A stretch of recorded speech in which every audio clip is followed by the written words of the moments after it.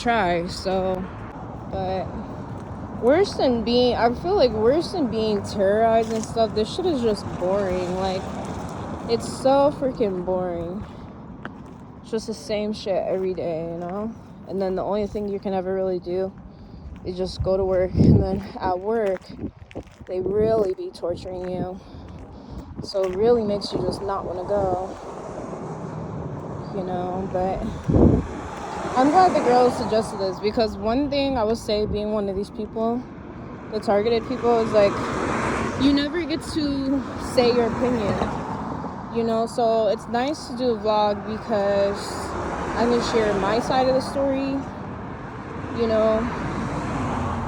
I'm probably gonna put a link about what some of the therapists say about the targeted stalking too, because I'm sure you guys are like, what, she's crazy. But I've been dealing with this for years now, you know, and it never gets better. So I definitely want to start talking about it, because obviously a lot of these people are never gonna change, you know. And yeah, it's annoying, you know. And it's like, you can only keep everything inside yourself for so long, you know what I mean? But yeah, people don't understand, like, a lot of these people that struggle with housing and employment and stuff, like, they are actually trying really hard, but there's so many obstacles stacked against them, you know. And people are very harsh, very critical, very judgmental, very stuck in their ways, you know. And it's a shame, if you ask me. Like, because why so many people talk like they want to change, they want to see things change, but so few of these people actually contribute, you know, to anything getting better. I don't know. And then if you are one of the people that tried to make the world a better place, yeah, good luck to you, because I feel like that's what really started it off. It was like, you know, one day I was part of this art collective, and we were making art and working on these amazing projects where we would feed the homeless, and, you know, we were like big brother, big sister sponsors to like other little kids in foster care and stuff, or kids that have been, you know, in the juvenile system, you know. And it was so cool to be a part of. And then all of a sudden it just turned into days and days and days of being chased around, physically assaulted, violently attacked, you know, talked shit about, damn near died so many times that they did it, you know. But lo and behold, it's still going on all these years after.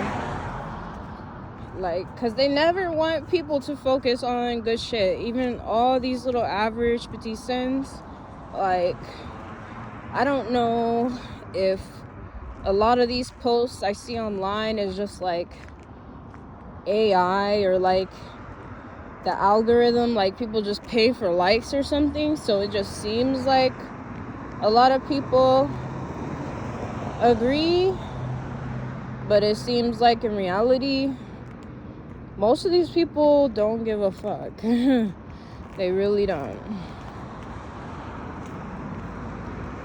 But yeah, it might sound negative, but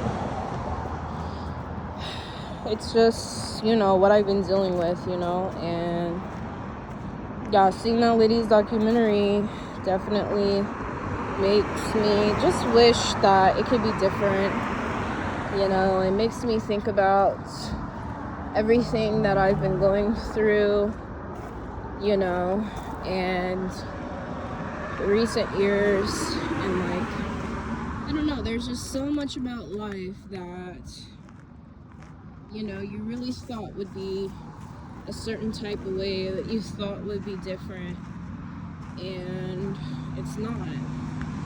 And it's really sad, if you ask me, because, you know, there's so many things, like, even right now, there's just so many things that I want, you know, that I just can't have, and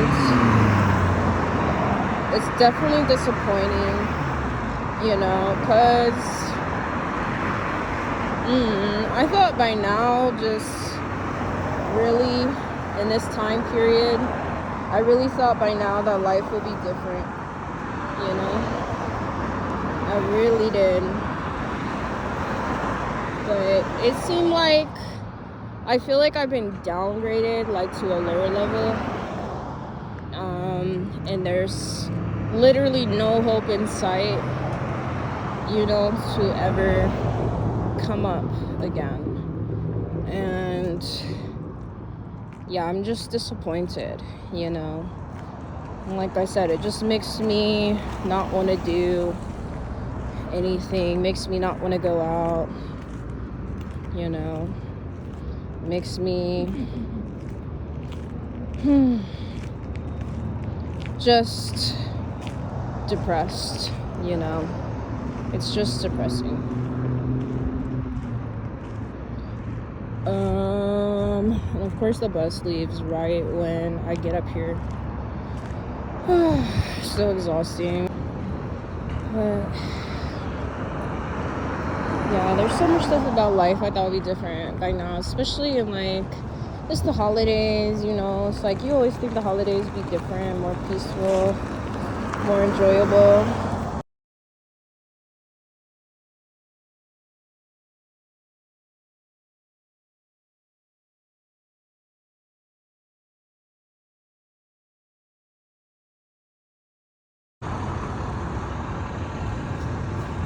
The bus is running late. The next one. So annoying.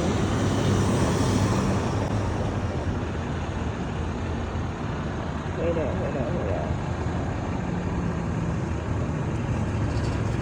Even if the Uber's only $10, it's still too fucking expensive because I don't have that much right now. And the thing with the club is it's never, what's the word I'm looking for? It's never guaranteed, like, that you're gonna make a certain amount of money. You know what I mean? So they'll always be trying to pressure you to spend your money, you know.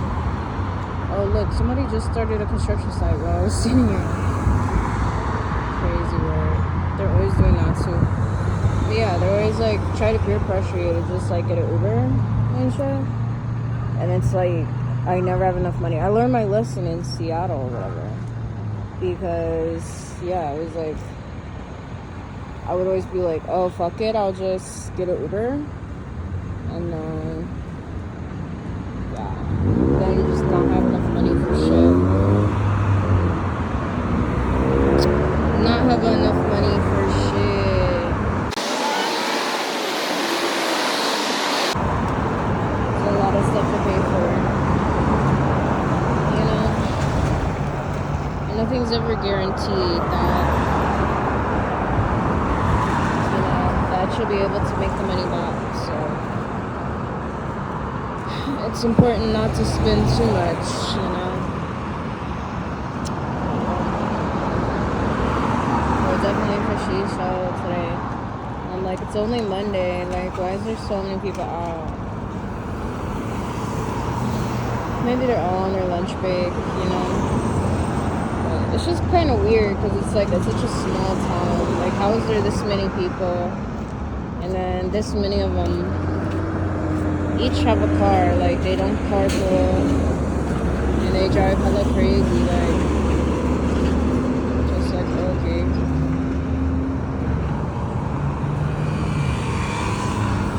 They drive hella crazy.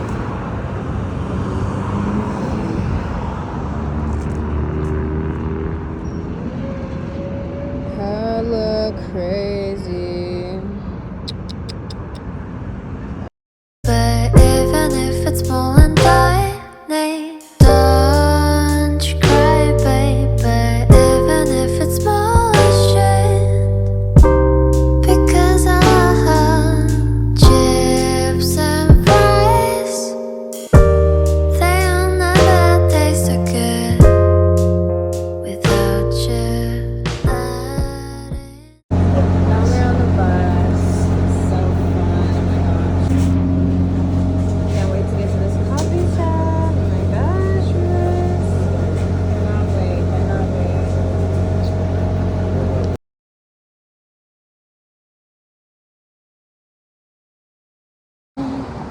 Alright, we're finally almost at the coffee shop.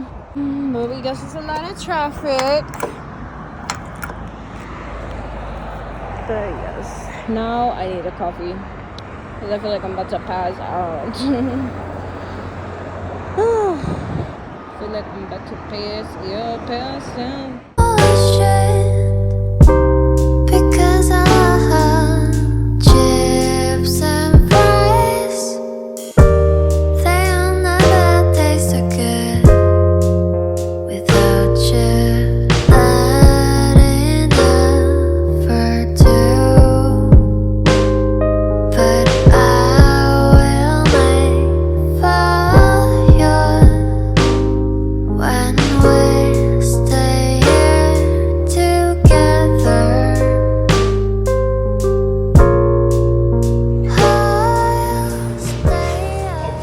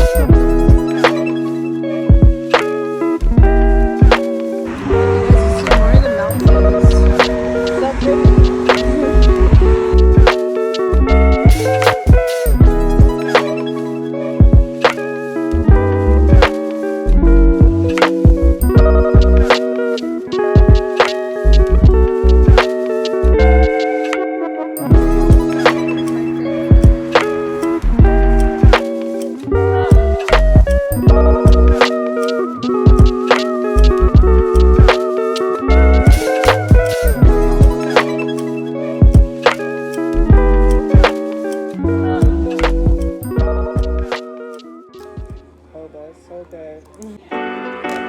Fried tofu.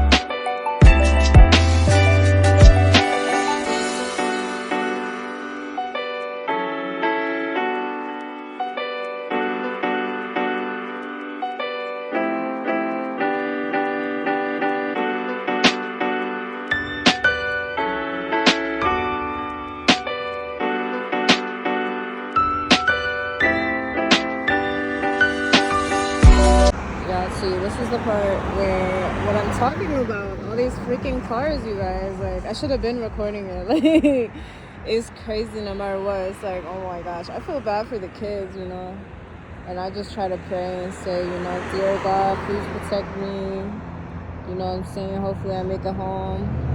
But I might as well just stay recording because, yeah, they do this, like, no matter what you're doing. Like, I could be going to get period pads, I could be trying to just go buy some socks. I could just be going to buy, I don't know, like a bottle of water. It's always like this, no matter what. Like, I see why so many people are like agoraphobic, you know, like they're like, let them just stay in. But even that's terrifying because, like, you see all these cars revving around you. It's like you can only imagine at nighttime, you know.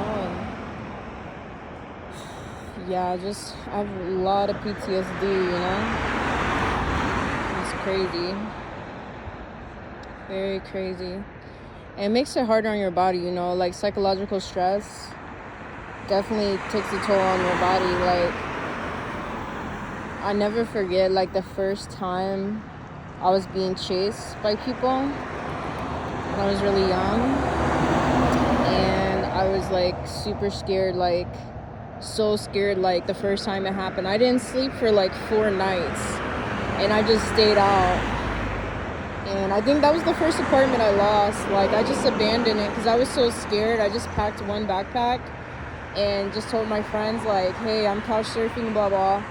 And, you know, back then when you're young like that, people let you couch surf. They want you to couch surf. They'd be like, hell yeah, shawty, come right over. Now, at this age, it's really not that easy. Like, you got to stack your bread. You got to put the deposit on the place and everything. So you can't just up and do that. But it definitely scares the fuck out of me. But yeah, this was after editing, and yeah, just wasn't feeling like safe, so I thought I would record. Obviously, it was way more cars driving before I started recording, and then I was just like, okay, let me take that girl's advice, and like, if I ever feel uncomfortable, just start recording.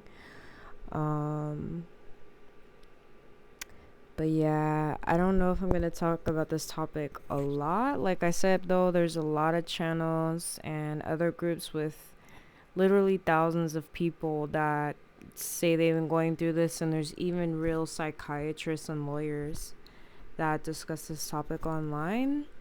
So, you know, we're not crazy or making it up. But, you know, as you guys noticed by my page, I actually deleted most of my, you know, kind of political real stuff, just cause mainly because of this. Like, sometimes I would notice it gets worse if you do something like kind of important or real, you know. So I try not to talk about too much real stuff, but I wanted to show today. So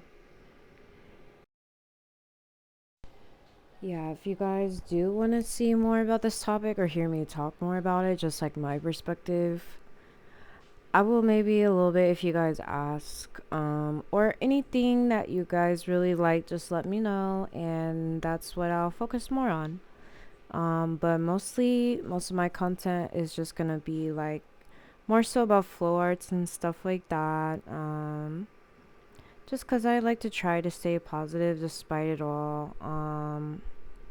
Mainly cause I want to prove to people that I'm not gonna, you know, let it stop me, let it get me down. But again, like I said, it's definitely a real thing. So I will link to some videos that explain it more in detail in the description below. And yeah, don't forget to watch my other videos and leave a like and a comment if you can. Thanks. If you watched it all the way through, then you're the real MVP.